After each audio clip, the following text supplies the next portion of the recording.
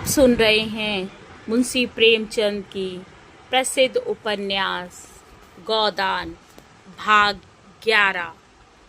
ऐसे असाधारण कांड पर गांव में जो कुछ हलचल मचनी चाहिए वह मची और महीनों तक मचती रही। झुनिया के दोनों भाई लाठियां लिए गोबर को खोजते फिरते थे। भोला ने कसम खाई कि अब ना झुनिया का मुंह देखेंगे और ना इस गांव का। होरी ने से उन्होंने अपनी सगाई की जो बातचीत की थी वह अब टूट गई। अब वह अपने गाय के दाम लेंगे और नगद, और इसमें विलम्ब हुआ तो होरी पर दावा करके उसका घर द्वार नीलाम करा लेंगे। गांव वालों ने होरी को जाति बाहर कर दिया। कोई उसका हुक्का नहीं पीता, ना उसके घर का पानी पीता है। पानी बंद कर देने की कुछ बातचीत थी, लेकिन धनिया का चंडी रूप सब देख चुके थे, इसीलिए किसी की आगे आने की हिम्मत ना पड़ी। धनिया ने सबको सुना सुना कर कह दिया, किसी ने उसे पानी भरने से रोका तो उसका और अपना खून एक कर देगी। इस ललकार ने सभी के पित्ते पानी कर दिए। सबसे दुखी है झुनिया, जिसके कारण यह सब उपद्रव हो रहा है, और गोबर की कोई खोज खबर ना मिलना इस दुख को और भी दारुण बना रहा है। सारे दिन मुंह छिपाए घर में पड़ी रहती है। बाहर निकले तो चारों ओर से बाग बाड़ों की ऐसी वर्षा हो कि जान बचना मुश्किल हो गया। दिन भर घर के धंधे करती रहती है, और जब अवसर पाती है रो लेती है। हरदम थर थर काँपती रहती है कि कहीं धनिया कुछ कह ना बैठे। अकेला भोजन तो नहीं पका सकती, क्योंकि कोई उसके हाथ का खाएगा नहीं। बाकी सारा काम उसने अपने ऊपर ले लिया। गांव में जहां 4 स्त्री पुरुष जमा हो जाते हैं, यही कुछ सा होने लगती है। एक दिन धनिया हाट में चली आ रही थी कि रास्ते में पंडित दातादीन मिल गए। धनिया ने सिर नीचा कर लिया और चाहती थी कि कतरा कर निकल जाए, पर पंडित जी छेड़ने का अवसर पाकर कब चूकने वाले थे। छेड़ ही तो दिया। गोबर का कुछ सर संदेश मिला कि नहीं धनिया? ऐसा कपूत निकला कि घर की सारी मर्जात बिगाड़ दी। धनिया के मन में स्वयं यही भाव आते रहते थे। उदास मन से बोली, बुरे दिन आते हैं बाबा तो आदमी की मति फिर जाती है, और क्या कहूँ। दाता दीन बोले, तुम्हें इस दुष्टा को घर में ना रखना चाहिए था। दूध में मक्खी पड़ जाती है तो आदमी उसे निकाल कर फेंक देता है और दूध पी जाता है। सोचो कितनी बदनामी और जग हसाई हो रही है। वह उल्टा घर में ना रहती तो कुछ ना होता। लड़कों से इस तरह की भूल चूक होती रहती है। जब तक बिरादरी को भात ना दोगे, ब्राह्मणों को भोज ना दोगे, कैसे उद्धार होगा। उसे घर में ना रखते तो कुछ ना होता। होरी तो पागल है ही, तू कैसे धोखा खा गई। दाता दीन का लड़का माता दीन एक चमारिन से फंसा हुआ था। इसे सारा गांव जानता था, पर वह तिलक लगाता था, पोथी पत्रे बाँचता था, कथा भागवत कहता था, धर्म संस्कार कराता था। उसकी प्रतिष्ठा में जरा भी कमी ना थी। वह नित्य स्नान पूजा करके अपने पापों का प्रायश्चित कर लेता था। धनिया जानती थी, झुनिया को आश्रय देने ही से वह सारी विपत्ति आई है। उसे ना जाने कैसे दया आ गई। नहीं, उसी रात को झुनिया को निकाल देती तो क्यों इतना उपहास होता, लेकिन यह भय भी तो था कि तब उसके लिए नदी या कुआं के सिवा और क्या ठिकाना था। एक प्राण का मूल्य देकर एक नहीं, दो प्राणों का वह अपने मर्जाद की रक्षा कैसे करती। फिर झुनिया के गर्भ में जो बालक है वह धन्या ही के हृदय का टुकड़ा तो है। हंसी के डर से उसके प्राण कैसे ले लेती। और फिर झुनिया की नम्रता और दीनता भी उसे निशस्त्र करती रहती थी। वह जली भुनी बाहर से आती, पर ज्यों ही झुनिया लोटे का पानी लाकर रख देती और उसके पांव दबाने लगती, उसका क्रोध पानी हो जाता। बेचारी अपनी लज्जा और दुख से आप दबी हुई है, उसे और क्या दबाए, मरे को क्या मारे। उसने तीव्र स्वर से कहा, हमको कुल प्रतिष्ठा इतनी प्यारी नहीं है महाराज कि उसके पीछे एक जीवन की हत्या कर डालते। ब्याहता ना सही, पर उसकी बाह तो पकड़ी है मेरे बेटे ने ही, किस मुंह से निकाल देती।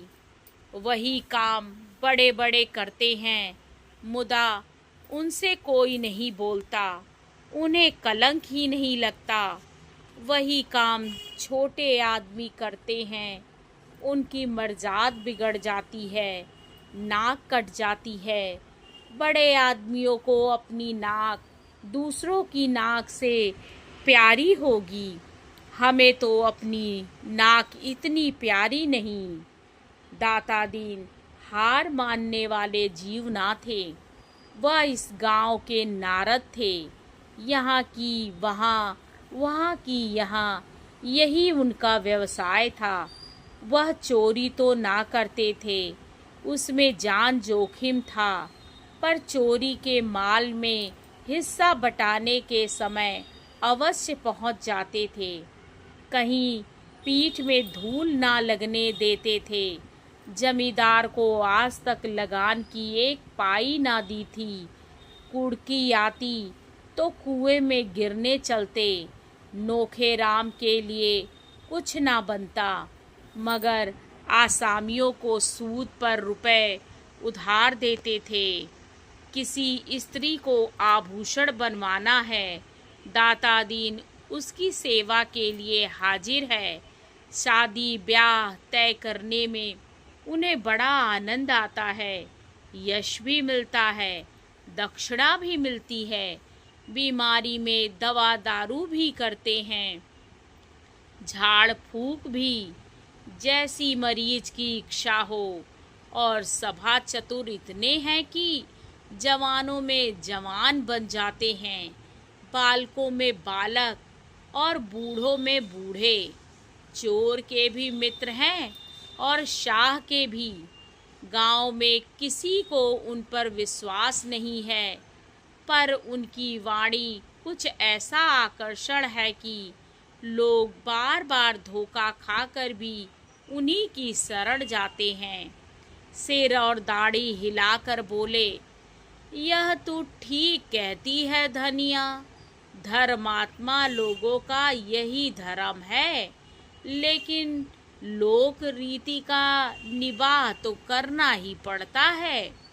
इसी तरह एक दिन लाला पटेश्वरी ने होरी को छेड़ा। वह गांव में पुण्यात्मा मशहूर थे। पूर्णमासी को नित्य सत्य नारायण की कथा सुनते, पर पटवारी होने के नाते खेत बेगार में जुतवाते थे, सिंचाई बेगार में करवाते थे और आसामियों को एक दूसरे से लड़ाकर रकमे मारते थे। सारा गांव उनसे कांपता था। गरीबों को 10-10, 5-5 कर देकर उन्होंने कई हजार की संपत्ति बना ली थी। फसल की चीजें आसामियों से लेकर कचहरी और पुलिस के अमलों की भेंट करते रहते थे। इससे इलाके भर में उनकी अच्छी धाक थी। अगर कोई उनके हत्थे नहीं चढ़ा तो वह दरोगा गड्ढा सिंह थे, जो हाल ही में इस इलाके में आए थे। परमार्थी भी थे। बुखार के दिनों में सरकारी कुनैन बांटकर यश कमाते थे। कोई बीमार आराम हो तो उसकी कुशल पूछने अवश्य जाते थे। छोटे मोटे झगड़े आपस में ही तय करा देते थे। शादी ब्याह में अपने पालकी, कालीन और महफिल के सामान मंगनी में लोगों को उधार दे देते थे। मौका पाकर ना चूकते थे, पर जिसका खाते थे उसका काम भी करते थे। बोले, यह तुमने क्या रोग पाल लिया होरी? होरी ने पीछे सिर कर पूछा। तुमने क्या कहा लाला? मैंने सुना नहीं। पटेश्वरी पीछे से कदम बढ़ाते हुए बराबर आकर बोले, यही कह रहा था कि धनिया के साथ क्या तुम्हारी बुद्धि भी घास खा गई? झुनिया को क्यों नहीं उसके बाप के घर भेज देते? सेत मेत में अपनी हंसी करा रहे हो। ना जाने किसका लड़का लेकर आ गई और तुमने घर में बैठा लिया। अभी तुम्हारी दो दो लड़कियां ब्याहने को बैठी हुई हैं। सोचो कैसे बेड़ा पार होगा। होरी इस तरह की आलोचनाएं और शुभकामनाएं सुनते सुनते तंग आ गया था। खिन्न होकर बोला, यह सब मैं समझता हूँ लाला, लेकिन तुम ही बताओ क्या करूँ? मैं झुनिया को निकाल दूँ तो भोला उसे रख लेंगे। अगर वह राजी हो तो आज मैं उनके घर पहुँचा दूँ। अगर तुम उन्हें राजी कर दो तो जन्म भर का तुम्हारा एहसान मानूं।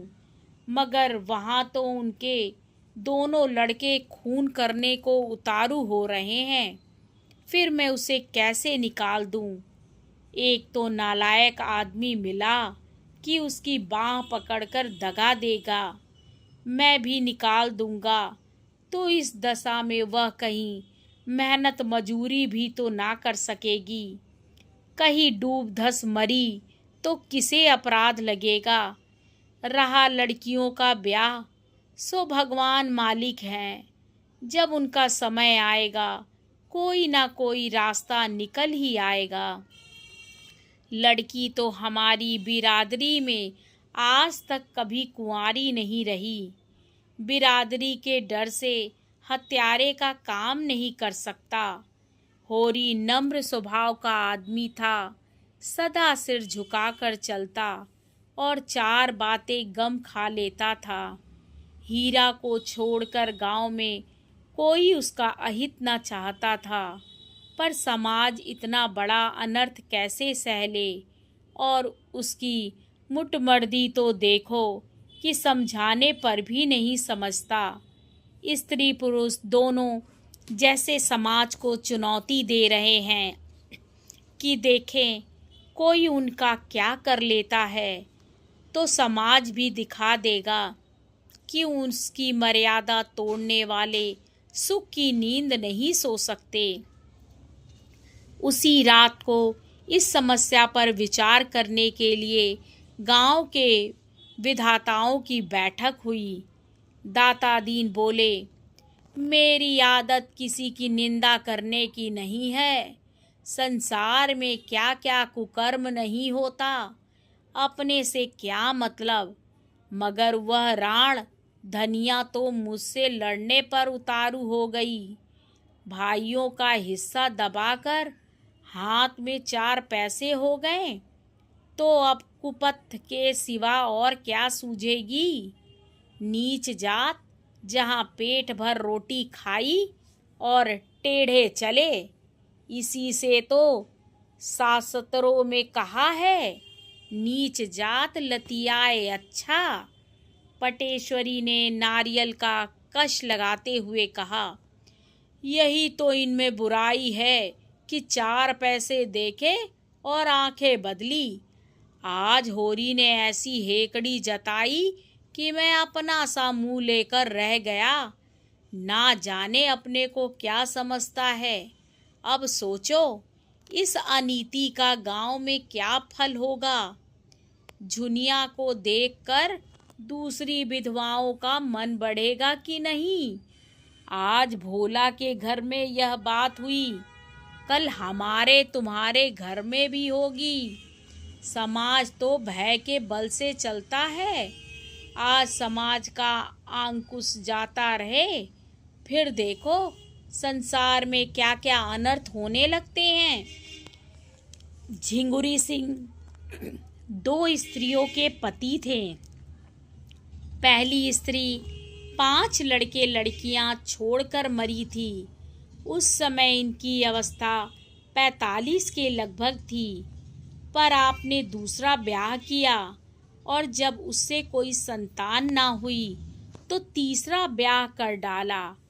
अब इनकी 50 की अवस्था थी और 2 जवान पत्नियां घर में बैठी थी। उन दोनों ही के विषय में तरह तरह की बातें फैल रही थी, पर ठाकुर साहब के डर से कोई कुछ ना कह सकता था और कहने का अवसर भी तो हो। पति की आड़ में सब कुछ जायज है। मुसीबत तो उसको है जिसे कोई आड़ नहीं।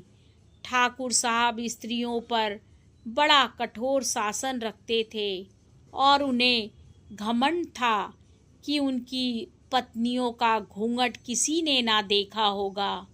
मगर घूंघट की आड़ में क्या होता है उसकी उन्हें क्या खबर। बोले, ऐसी औरत का तो सिर काट ले। होरी ने इस उल्टा को घर में रखकर समाज में विष बोया है। ऐसे आदमी को गांव में रहने देना सारे गांव को भ्रष्ट करना है। राय साहब को इसकी सूचना देनी चाहिए। साफ साफ कह देना चाहिए, अगर गांव में यह अनीति चली तो किसी की आबरू सलामत ना रहेगी। पंडित नोखे राम कारकुन बड़े कुलीन ब्राह्मण थे। इनके दादा किसी राजा के दीवान थे, पर अपना सब कुछ भगवान के चरणों में भेंट करके साधु हो गए थे। इनके बाप ने भी राम नाम की खेती में उम्र काट दी। नोखे राम ने भी वही भक्ति तरके में पाई थी। प्रातःकाल पूजा पर बैठ जाते थे और 10 बजे तक बैठे राम नाम लिखा करते थे। मगर भगवान के सामने से उठते ही उनकी मानवता इस अवरोध से विकृत होकर उनके मन, वचन और कर्म सभी को विषाक्त कर देती थी। इस प्रस्ताव में उनके अधिकार का अपमान होता था। फूले हुए गालों में धसी हुई आंखें निकाल कर बोले, इसमें राय साहब से क्या पूछना है, मैं जो चाहूँ कर सकता हूँ। लगा 200 रुपये डांड, आप गांव छोड़कर भागेगा। इधर बेदखली भी दायर किए देता हूँ। पटेश्वरी ने कहा, मगर लगान तो बेबाक कर चुका है। झिंगुरी सिंह ने समर्थन किया, हाँ लगान के लिए तो हमसे 30 रुपये लिए हैं। नोखे राम ने घमंड के साथ कहा, लेकिन अभी रसीद तो नहीं दी। सबूत क्या है कि लगान बेबाक कर दिया। सर्वसम्मति से यही तय हुआ कि होरी पर 100 रुपये तावान लगा दिया जाए। केवल एक दिन गांव के आदमियों को बटोर कर उनकी मंजूरी ले लेने का अभिनय आवश्यक था। संभव था इसमें 10-5 दिन की देर हो जाती, पर आज ही रात को झुनिया के लड़का पैदा हो गया और दूसरे ही दिन गांव वालों की पंचायत बैठ गई। होरी और धनिया दोनों अपनी किस्मत का फैसला सुनने के लिए बुलाए गए। चौपाल में इतनी भीड़ थी कि कहीं तिल रखने की जगह ना थी। पंचायत ने फैसला किया कि होरी पर 100 रुपये नगद और 30 मन अनाज डांड लगाया जाए। धनिया भरी सभा में रुंधे हुए कंठ से बोली, पंचो, गरीब को सताकर सुख ना पाओगे, इतना समझ लेना। हम तो मिट जाएंगे, कौन जाने इस गांव में रहे या ना रहे, लेकिन मेरा शराप तुमको भी जरूर लगेगा। मुझसे इतना कड़ा जरीबाना इसलिए लिया जा रहा है कि मैंने अपने बहू को क्यों अपने घर में रखा, क्यों उसे घर से निकाल कर सड़क की भिखारिन नहीं बना दिया। यही न्याय है। हैं? पटेश्वरी बोले, वह तेरी बहू नहीं है, हरजाई है। होरी ने धनिया को डांटा, तू क्यों बोलती है धनिया? पंच में परमेश्वर रहते हैं, उनका जो न्याय है वह सिर आंखों पर। अगर भगवान की यही इच्छा है कि हम गांव छोड़कर भाग जाएं, तो हमारा क्या बस। पंचो, हमारे पास जो कुछ है वह अभी खलिहान में है, एक दाना भी घर में नहीं आया।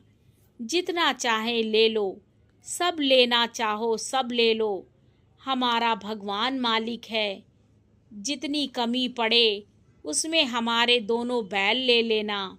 धनिया दांत कटकटा कर बोली, मैं एक दाना ना अनाज दूंगी, ना कौड़ी डांड। जिसमें बूता हो चलकर मुझसे ले। अच्छी दिल लगी है, सोचा होगा डांड के बहाने इसकी सब जायदाद ले लो और नजराना लेकर दूसरों को दे दो। बाग बगीचा बेचकर मजे से तरमाल उड़ाओ। धनिया के जीते जी यह नहीं होने का, और तुम्हारी लालसा तुम्हारे मन में ही रहेगी। हमें नहीं रहना है बिरादरी में। बिरादरी में रहकर हमारी मुकुत ना हो जाएगी। अब भी अपने पसीने की कमाई खाते हैं, तब भी अपने पसीने की कमाई खाएंगे। होरी ने उसके सामने हाथ जोड़कर कहा, धनिया, तेरे पैरों पड़ता हूँ, चुप रह। हम सब बिरादरी के चाकर हैं, उसके बाहर नहीं जा सकते। वह जो डांड लगाती है उसे सिर झुकाकर मंजूर कर। नक्कू बनकर जीने से तो गले में फांसी लगा लेना अच्छा है। आज मर जाएं तो बिरादरी ही तो इस मिट्टी को पार लगाएगी, बिरादरी ही तारेगी तो तरेंगे। पंचो, मुझे अपने जवान बेटे का मुंह देखना नसीब ना हो। अगर मेरे पास खलिहान के अनाज के सिवा और कोई चीज हो, मैं बिरादरी से दगा ना करूँगा।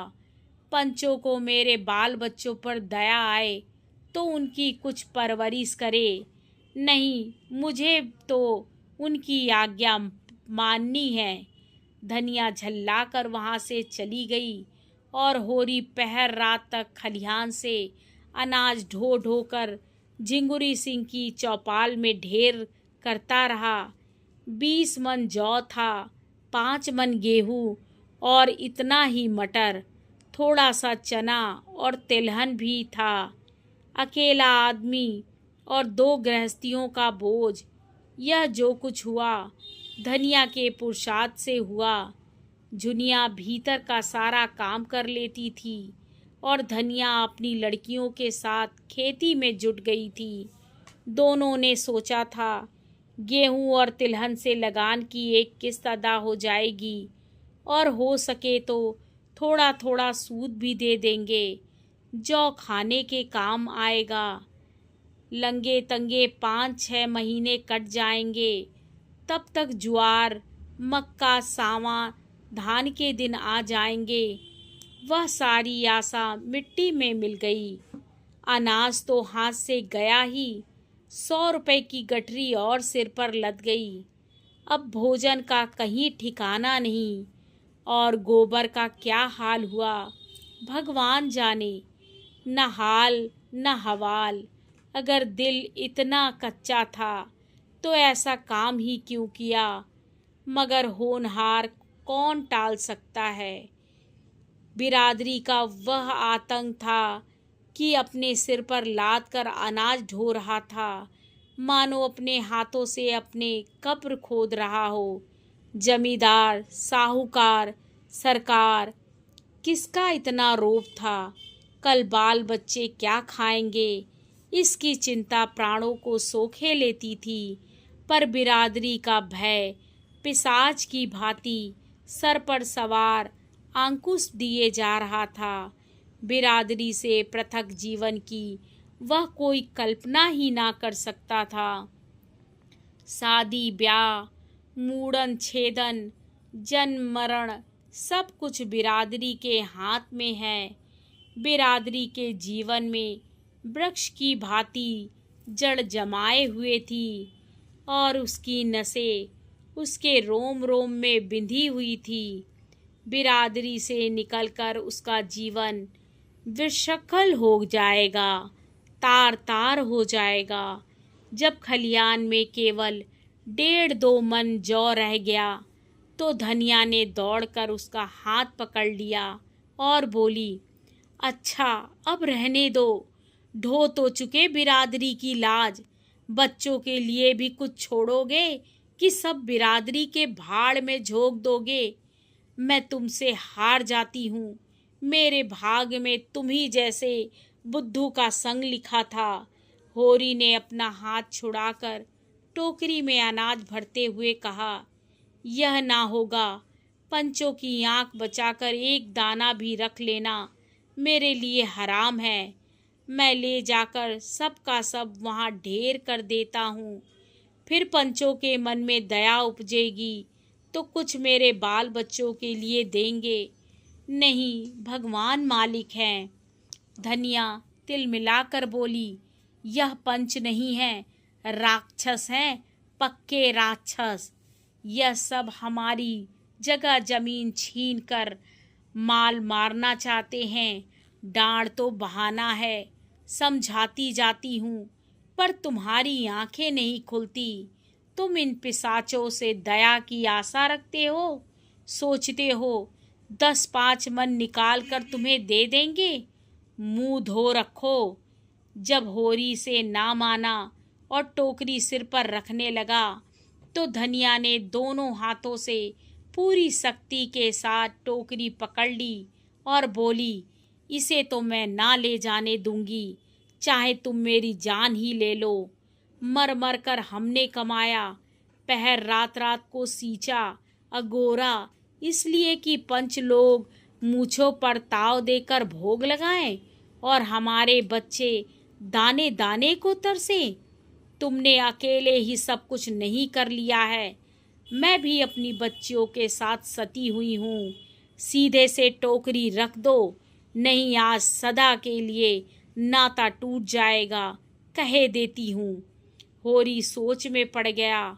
धनिया के कथन में सत्य था।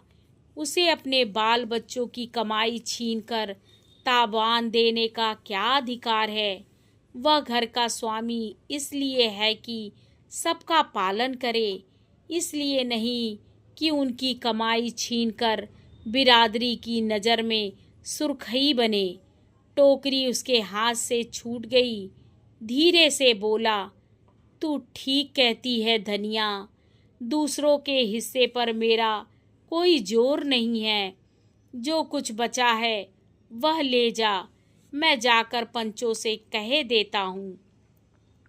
धनिया अनाज की टोकरी घर में रखकर अपनी लड़कियों के साथ पोते के जन्मोत्सव में गला फाड़ फाड़ कर सोहर गा रही थी, जिससे सारा गांव सुन ले।